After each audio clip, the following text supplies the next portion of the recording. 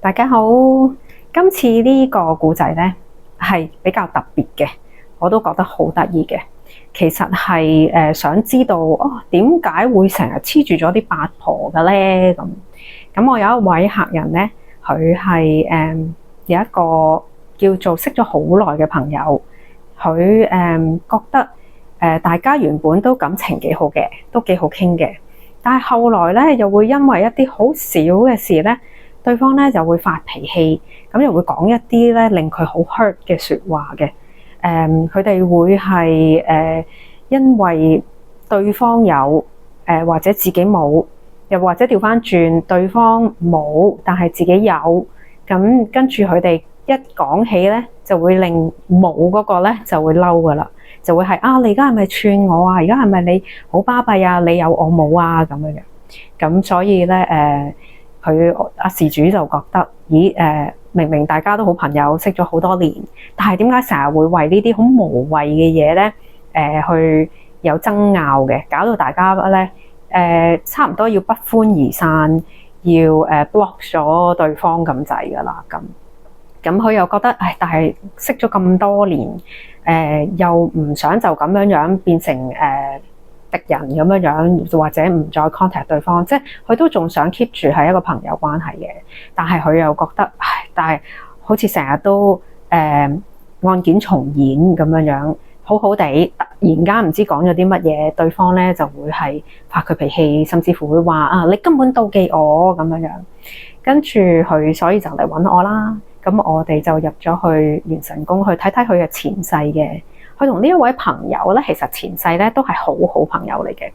咁我相信好多世佢哋其實都係好朋友啦。不過我哋係會睇重點啦，咁所以會睇到重點嘅其中一世。咁佢同呢一個朋友咧喺嗰一世裏邊咧係同學嚟嘅，而佢哋一齊返學啦，一齊去玩啦，所以佢哋係乜嘢都會傾嘅。咁亦都因為咧佢哋由細到大都相識嘅咧。呢一個關係咧，就令到佢哋咧，呢個朋友間嘅關係係比較複雜，係啦。佢哋好似愛恨交錯咁樣，係錯晒嘅，係大家嘅關係咧係喺互相嘅生命裏邊穿插啦。咁而喺佢嘅前世咧，已經睇到咧，佢哋係成日會嗌交啦，跟住又會和好啦。然後又會再嗌交啦，跟住又和好啦，係不停重演。其實同佢今世咧係好似嘅。咁呢一度咧，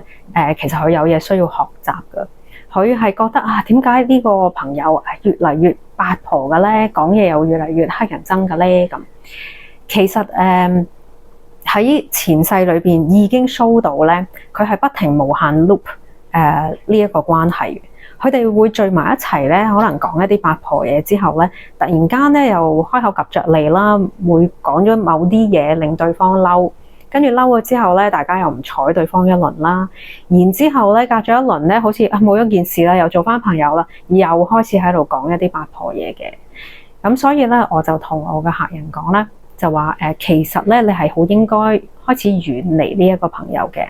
因為佢咧同你一齊嘅時候咧，咁多世咧。都係一啲唔好嘅影響嘅，你自己都開始覺得厭倦，所以咧你先至會心靈上覺得我要睇睇咩事啦，係咪應該要 stop 咧？其實係就係話緊俾你聽，你係應該 stop 嘅，唔係話你唔好同呢一個人再做朋友，而係除咗一啲真係生活上或者係工作上係需要接觸佢嘅時候，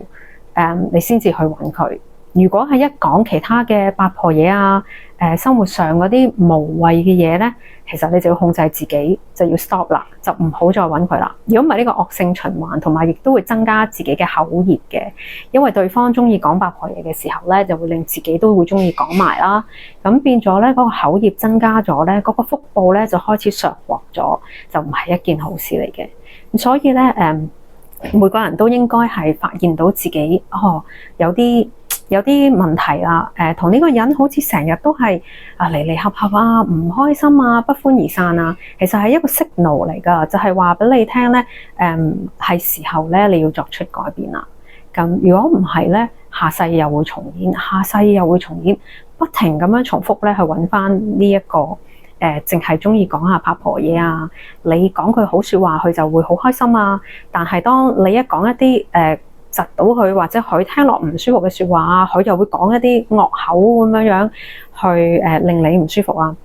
咁其實係沒完沒了嘅，係唔係一個健康嘅朋友關係。咁所以咧，我就勸咗呢一位嘅客人咧，就係可以免得去揾呢一位朋友咧，你就開始要遠離啦。如果唔係下一世又係咁樣咧，你嘅身邊只會係越招越多嘅呢啲八卦嘅人啦，中意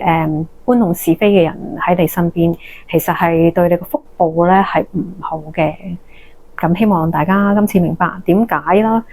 自己亦都會學識去遠離啦。好，感恩大家嘅收看，下次再見，拜拜。